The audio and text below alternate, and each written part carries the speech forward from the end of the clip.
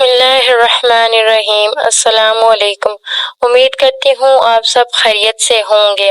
آج جو میں ویڈیو آپ کے لیے لے کے آئی ہوں، اس میں آپ کو ذو الحجہ کے 10 دنوں میں کرنے والے اعمال کے بارے میں بتاؤں گی۔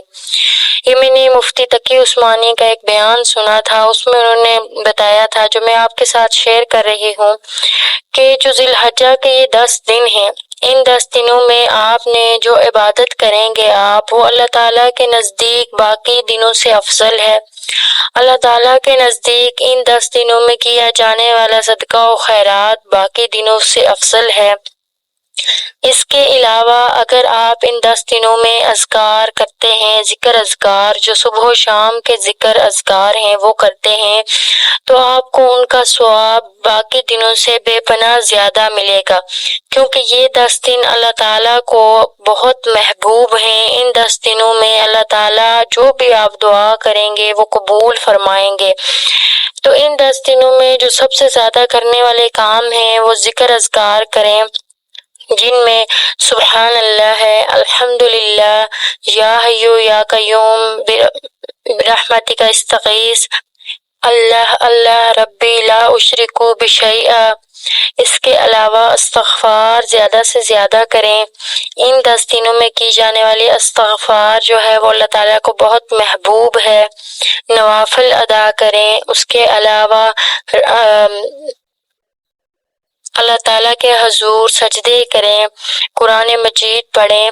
اللہ تعالیٰ کے حضور یہ جو 10 دن ہیں، یکم ذی الحجہ سے لے کر 10 ذی الحجہ تک، یہ بے پناہ اہمیت رکھتے ہیں۔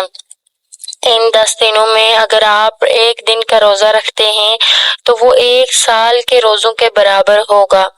اللہ تعالیٰ ہم سب کو توفیق دے کہ ہم عبادت کر سکیں اور دوسروں تک اچھے پیغامات پہنچا سکیں۔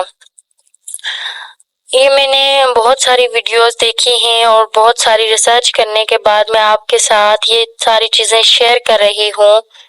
جو ذکر اذکار ہیں یہ زیادہ سے زیادہ کریں، کیونکہ یہ انسان کو اللہ تعالیٰ کے قریب کرتے ہیں۔ ہم ہر وقت کام کر رہے ہوتے ہیں، یہاں وہاں کچھ بھی کر رہے ہوں، ہمیں چاہیے کہ ہماری زبان جو ہے وہ اللہ تعالیٰ کے ذکر سے تر ہو۔ اسی طرح اگر ہم استغفار ہر وقت کریں گے، یعنی دن میں 100 مرتبہ تقریباً استغفار پڑھ لیں، تو اس کا یہ ہوگا کہ اللہ تعالیٰ غیب سے انسان کی مدد کرتے ہیں۔ اگر آپ رزق کے لیے پریشان ہیں یا کوئی مسائل ہیں تو اللہ تعالیٰ آپ کی مدد کرتے ہیں۔ اس کے علاوہ جو سب سے زیادہ پاورفل ذکر ہے وہ سورہ اخلاص کا ہے۔ سورہ اخلاص اگر آپ دن میں 100 مرتبہ پڑھتے ہیں تو اس کے بے شمار فوائد ہیں۔